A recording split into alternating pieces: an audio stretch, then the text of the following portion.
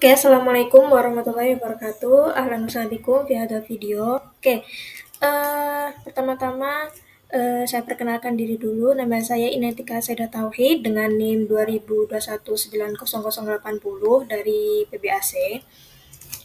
Oke, dalam video ini saya akan menjelaskan tentang model sinektik untuk memenuhi UAS model pembelajaran yang diampu oleh Ustadz Yufridar.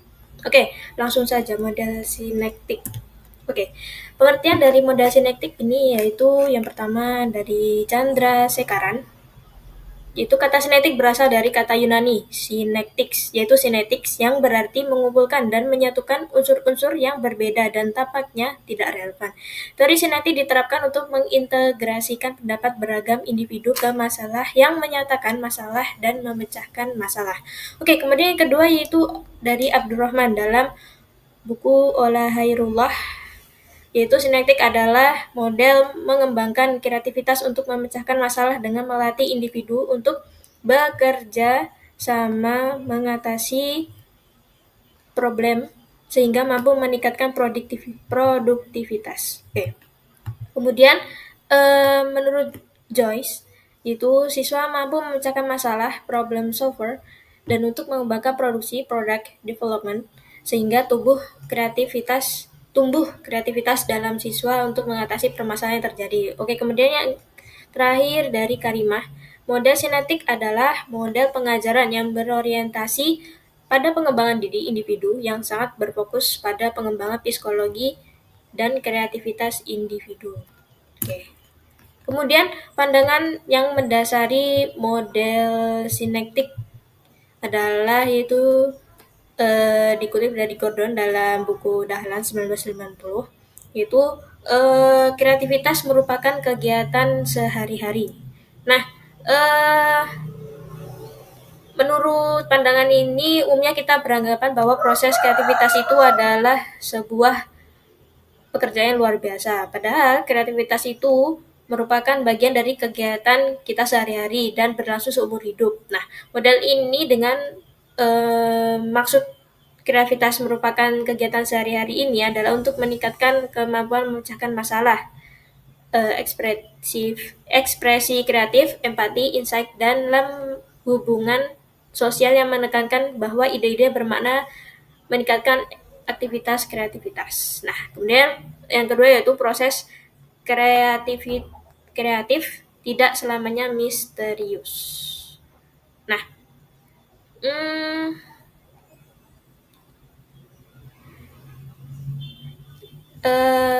dalam proses ini diuraikan mungkin dapat dimanfaatkan untuk melatih individu guna meningkatkan kreativitas mereka. Tujuannya untuk menjabarkan dan menciptakan prosedur latihan yang dapat diterapkan di sekolah atau settingan lain. Kemudian yang ketiga yaitu kreativitas tercipta di segala bidang.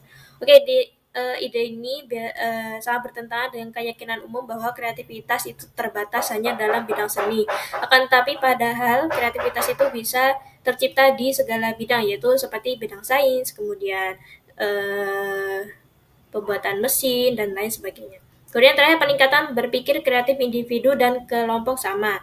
Ya, individu dan kelompok menimbulkan ide-ide dan produk dalam berbagai hal. Oke, kemudian aktivitas metafora yaitu latihan dasar sinektik.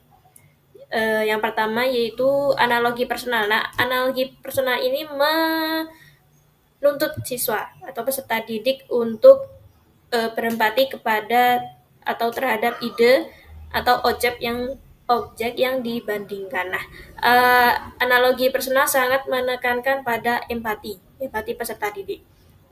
Karena kerelaan melibatkan diri terhadap objek sangat dibutuhkan dalam analogi personal. Semakin rela melibatkan diri, maka semakin besarlah konsep jarak yang diperoleh. Kemudian yang ketiga yaitu konflik padat. Nah, konflik padat ini memberi tekanan pada pertentangannya. Dalam Dahlan 1990 memberi tantangan pada pertentangan umum berupa dua bentuk kata yang berlawanan. Misalnya lesu dengan agresif, kemudian kawan dengan musuh, kemudian dan sebagainya. pertentangan tersebut memberikan pemahaman yang luas terhadap suatu objek yang baru. Hal tersebut dapat merefleksikan kecakapan siswa untuk menghubungkan kedua kerangka.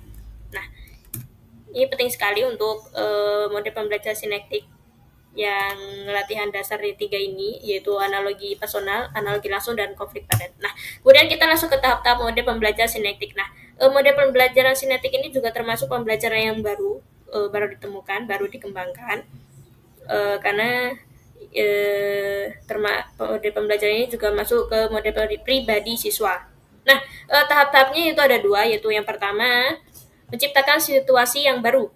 Kemudian yang kedua yaitu memperkenalkan sesuatu yang asing menjadi tidak asing lagi. Oke, kita langsung ke tahap pertama, yaitu menciptakan situasi yang baru. Ada 6 tahap. Oke, tahap pertama yaitu guru mendeskripsikan, meminta siswa mendeskripsikan situasi atau topik seperti yang mereka lihat saat ini.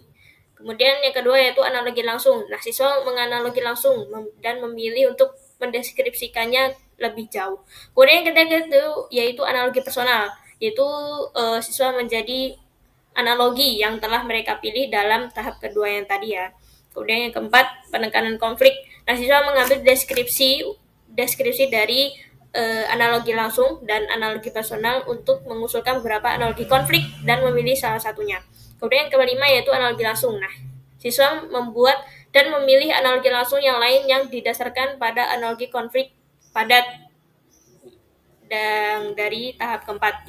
Kemudian yang keenam, tahap terakhir yaitu guru memeriksa kembali tugas awal atau masalah awal dan menggunakan analogi akhir dan atau seluruh pengalaman sinektiknya. Oke, kemudian yang kedua yaitu tahap kedua memperkenalkan sesuatu yang asing menjadi tidak asing lagi. Nah, di sini ada 7 tahap. Tahap pertama yaitu guru menyediakan informasi atau topik yang baru. Kemudian yang kedua, guru mengusulkan analogi langsung dan meminta siswa untuk menjabarkannya. Yang ketiga yaitu analogi personal. Nah, guru meminta siswa menjadi analogi langsung. Kemudian yang tahap keempat yaitu membandingkan analogi. Nah, siswa di sini disuruh untuk mengidentifikasi dan menjelaskan poin-poin atau kesamaan antara materi yang baru dengan analogi langsungnya. Kemudian yang kelima yaitu menjelaskan perbedaan analogi-analogi yang tidak sesuai. Kemudian yang keenam, siswa mengeksplorasi kembali topik yang asli. Kemudian yang ketujuh, siswa disuruh untuk menyiapkan analogi langsung dan mengeksplorasi persamaan dan perbedaannya antara analogi langsung dengan materi yang baru. Oke, kelebihan dan kekurangan dari model pembelajaran ini yaitu yang pertama kelebihan pertama yaitu mengembangkan pengertian baru dalam diri siswa untuk sesuatu masalah yang baru. Kemudian dapat mengembangkan kecerdasan pengertian dan internalisasi pada siswa. Kemudian dapat mengembangkan berpikir kreatif siswa, baik siswa maupun guru. Kemudian suasana kebebasan intelektual dan kesamaan martabat antar siswa. Dan yang terakhir membantu siswa menemukan cara berpikir yang baru dalam memecahkan suatu masalah. Tuh. Kemudian kekurangan dari model ini yaitu sulit dikerjakan oleh guru dan siswa, yang mana sudah terbiasa untuk penyampaian materi. Kemudian adanya kemungkinan siswa kurang menguasai fakta-fakta dan prosedur untuk melaksanakan suatu keterampilan. Nah, kemudian kurangnya sumber-sumber yang memadai. Kemudian menuntut guru agar mampu menempatkan diri sebagai pemrakasa dan pembimbing. Oke, sekian itu saja dari penjelasan saya untuk model pembelajaran model sinektik. Oke, terima kasih sudah melihat video ini. Semoga bermanfaat. Sekian. Wassalamualaikum warahmatullahi wabarakatuh.